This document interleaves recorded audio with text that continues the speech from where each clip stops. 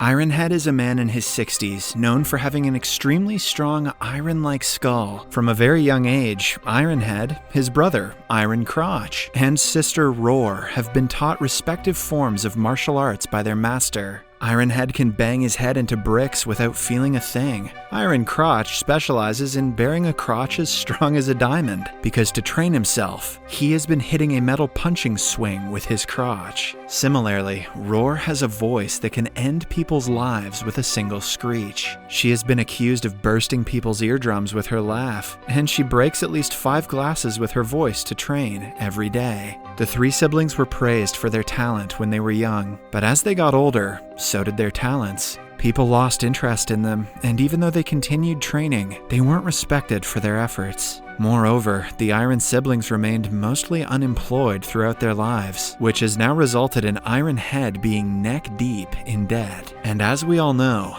debt punches harder than a brick. One morning, the debt collectors barge into his apartment and gather all of his belongings to make up for the money he owes them. Their leader also sees Ironhead's old certificates and makes fun of him for choosing a stupid path in life. After they leave, he uses a tiny chair and some leftover tableware to eat whatever he has left. Ironhead pities himself and finally comes to terms with his shit life at the ripe age of 60. Determined to make a change, he sets off looking for a job. The first group he comes across is a gangster's minions distributing money among themselves. The amount of money they make for doing such a simple job shocks Ironhead, and he decides to join the group. In the following scene, the old man reaches a gym having followed the group. The right-hand man, Riker, is about to kick him out until the gang leader Jai stops him. He is willing to hear Ironhead's problem, but upon finding out that he wants to join the gang, he laughs in the old man's face. Ironhead begs them to give his head a chance, but is ultimately kicked out.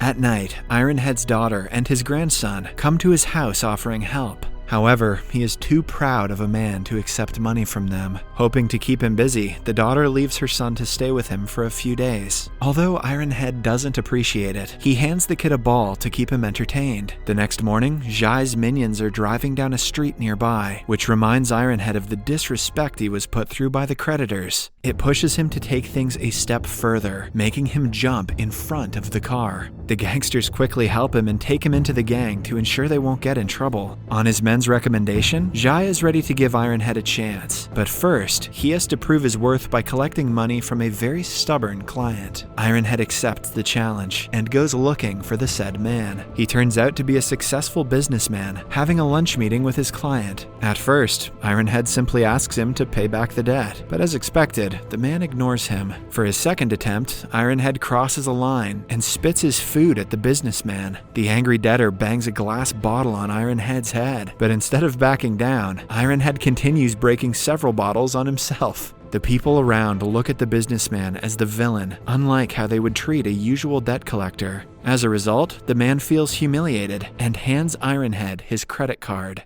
Back in the gangster's base, Jai is impressed by Ironhead's skills. He gives him a 30% commission from the money he collected and promises to increase the numbers if he continues the good work. Jai's right-hand man, Riker, burns in jealousy because of the special treatment the new guy gets. He desperately tries to change his boss's mind, claiming that Ironhead just got lucky, but the old man is still given a chance. In the following montage, we see him earning a fortune in a single month. He fills his house with expensive furniture, gadgets, and alcohol. He makes sure to hide his profession from Iron Crotch, Roar, and the Master, knowing that they won't support him. What if Iron Crotch gets mad and starts punching himself in the dick? They even visit his house, but Ironhead lies about the furniture and manages to keep his work a secret. Then, one day, he is assigned to collect from a young worker named Bao. His usual technique works, and Bao gives him 30,000 yuan, which is all he had at the moment. Ironhead allows it and brings the money to the boss, but Riker calls it a scam. Their policy tells them to never accept more than half of the money, and Bao owes them 300,000 rupees. Riker insults Ironhead, raising questions about his competence and calling him a fraud. In a fit of rage, Ironhead promises to collect the total amount in 3 days. If not, he will have to pay the entire amount himself and will be treated as a debtor. Ironhead is confident in his skills, while Riker prays for his downfall. At night, when returning home, Riker and his people beat up the old man in the streets and tear the paper that has Bao's accounts on it. This makes it harder for Ironhead to prove that Bao owes them money. He somehow picks himself up and returns home. Another man knocks at his door sometime later to return his share of money. Ironhead is happy to accept it, but just then, his daughter and her policeman husband arrive home. They believe the guy is a debt collector and order him to get out of the house. Ironhead doesn't want them to know about his profession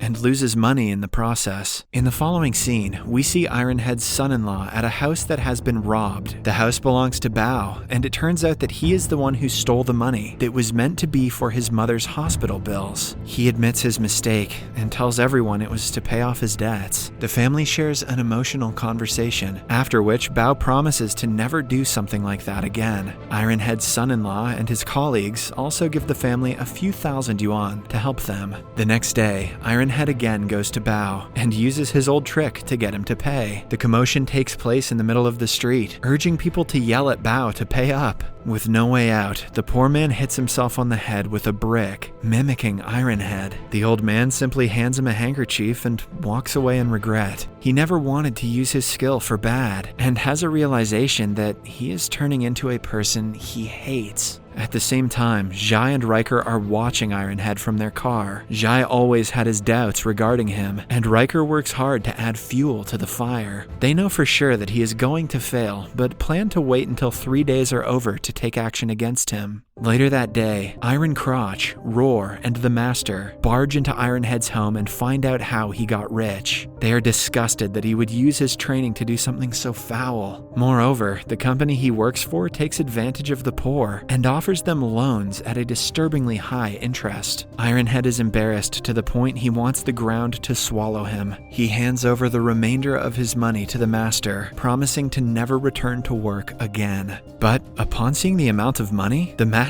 and his entire lot change their minds. He declares them a team of 4 debt collectors and joins Ironhead at work, because nothing beats an iron bank account. The Master beats up Iron Crotch with a hammer in front of their clients, making them pay up in a hurry. Using the same trick, they earn thousands in only an hour, but they are yet to convince Bao. He insists that he has no money, but the group wants him to sell the house to pay them, even though he and his family will be homeless after that. When Bao still doesn't pay, Roar starts repeating the words "pay up" outside his home. She does so for the next 2 days without stopping, and eventually, Bao's mother allows him to sell the house. In the next scene, Ironhead and the team go to Zhai with the money. Zhai insults Riker for ever doubting Ironhead and makes him the right-hand man. Ironhead is given power over everyone in the gang, much to Riker's annoyance. For the next month, Ironhead and the group continue collecting money using the same technique. It works like a charm, as people are terrified of being hit with a hammer, as the Master does to Iron Crotch. The group also makes a lot of money and starts enjoying their lives to the fullest. Moreover, they take the responsibility to train other gangsters and make even more money from that. Then, on Ironhead's birthday, he throws a huge party. Everyone enjoys themselves until Zhai informs them of the big boss Yan's arrival. He invites Ironhead, Zhai, and the rest to his car and congratulates him on his birthday. The man also takes the chance to inform them that their company is now providing loans to college students. They are young and impressionable, which Yan plans to take advantage of. Ironhead doesn't feel comfortable with the idea, but he doesn't dare to oppose the big boss. The next day, they are asked to collect from a young college girl. She sees someone beat Iron Crotch and is shaken. To refrain from suffering the same fate, she agrees to pay them by selling her naked pictures. This just got a lot darker. They will call her Iron OnlyFans. Ironhead watches her walk away with the gangsters and feels guilty to have had a hand in this. Trying to forget about the girl, he decides to spend time with his grandson instead. They go on a cruise trip together and enjoy the next week. In the meantime, the college girl is manipulated into going into a room with Riker. Another less important member of the gang is Ling, who doesn't like the girl being exploited. He tries to retaliate, but is shut down by his bosses.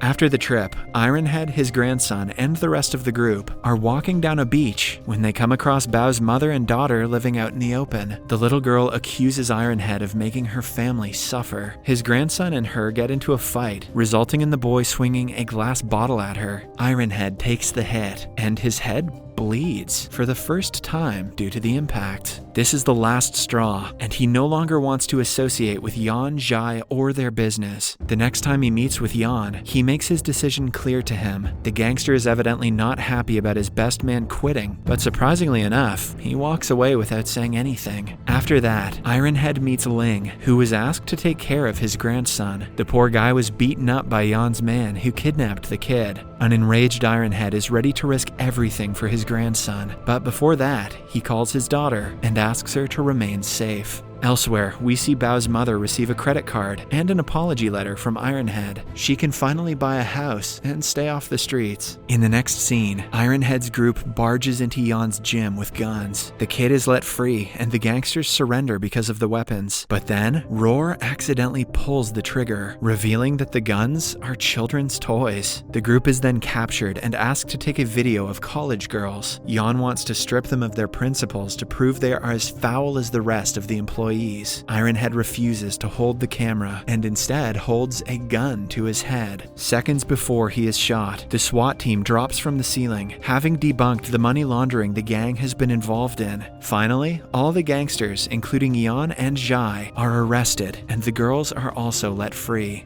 In the last scene, Ironhead moves out of his home and goes to live with his daughter's family. He, Iron Crotch, Roar, and their master vow to never use their skills hastily again. Subscribe for more videos like this, turn on notifications, and leave a like to help the channel out. Thank you for watching.